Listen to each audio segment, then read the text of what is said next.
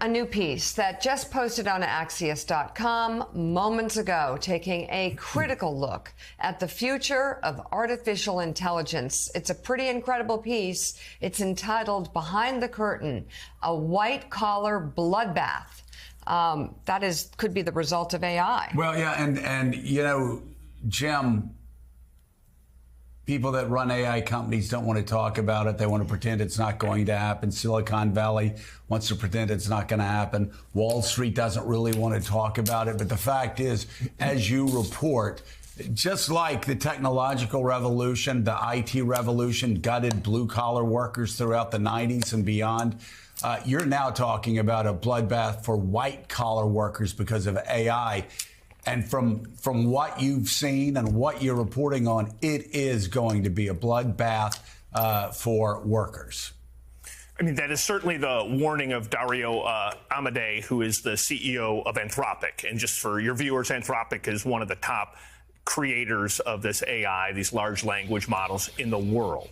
So he has better visibility than probably all but 2 or 3 people in the world into the power of this technology. He'd been telling us in private for a while that this bloodbath could be coming, but that lawmakers don't want to talk about it. The federal government doesn't want to talk about it. AI companies don't want to spook people. We finally convinced him to go on the record. And his point is, like, listen, just play with this technology, not just casually. Like, once you really dive into it, you realize it can do the work already of researchers, of analysts, of a whole host of entry-level white-collar jobs. And he put it in the starkest of terms. He said, like, based on their early analysis, over a 5-year period, it could wipe out half of white-collar entry-level jobs.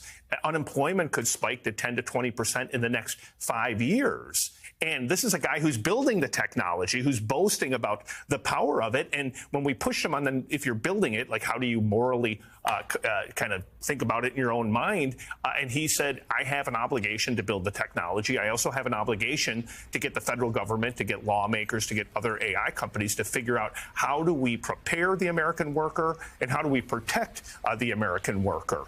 And so, you know, as someone who runs a company, I run Axios as a CEO, I spend an inordinate amount of time studying AI and how it's going to play out just in my space of media. And I can guarantee you in the next 5 years, it's going to radically transform the makeup of our company. Well, every single company in the world is doing this. Every CEO is sitting there saying, should I fill this role? Should I open this role? Will a machine do this better than man in the next couple of years? When you see data out about the difficulty of college grads finding new jobs, this is one of the early telltale signs that this could be coming. And so I think the column is very much worth a read. I wish lawmakers spent more time thinking about this rather than some of the small ball things that they debate day to day.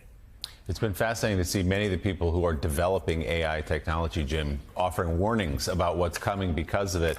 And in your interview, he effectively says, you cannot stop this train. It's coming down the tracks. This is happening. I think the way he puts it in your interview, though, is you can steer it a little bit.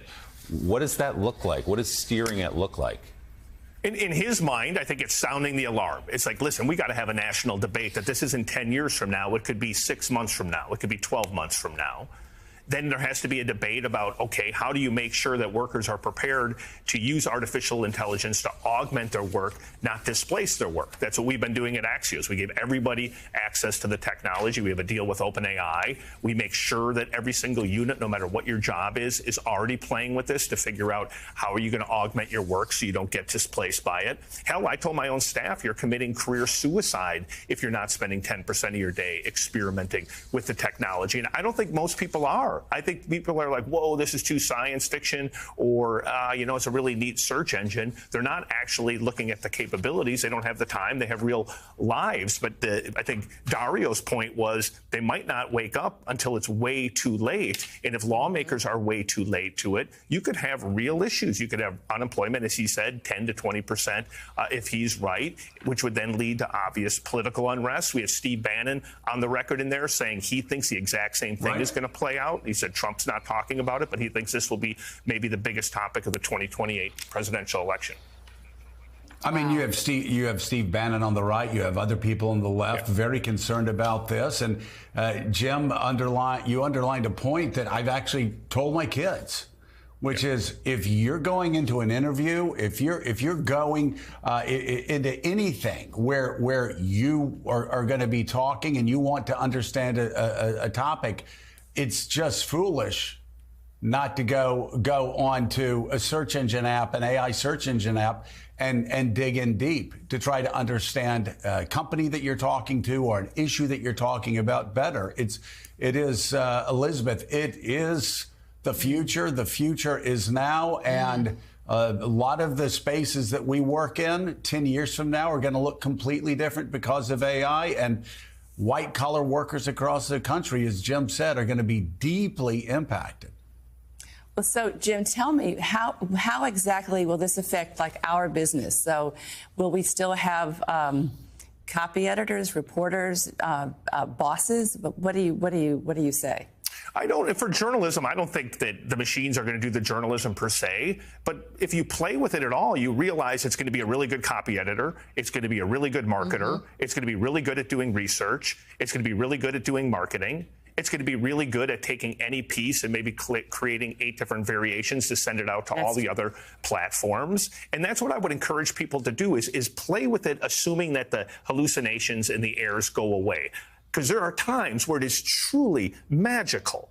And if that were to happen with a human level efficacy, anybody running a company, I'm telling you, as someone who runs a company, they're always going to choose automation because they're going to believe that over time it's going to make their company more profitable and it's going to create more jobs. And that might be true, and that often is true with technology, that in the long arc, it creates more jobs. What's different here is this is a technology that could hit hard in the next 6 to 18 months.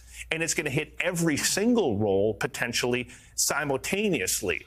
And something that fast with that kind of breadth could have a much bigger effect than almost any of the topics that they're debating on Capitol Hill. And when you talk to members of Congress, it's alarming how little they know about this topic and how little and how infrequently they talk to their constituents about it. You're doing a disservice to the country if you're not starting to think through what does the world look like in 18 months to 3 years.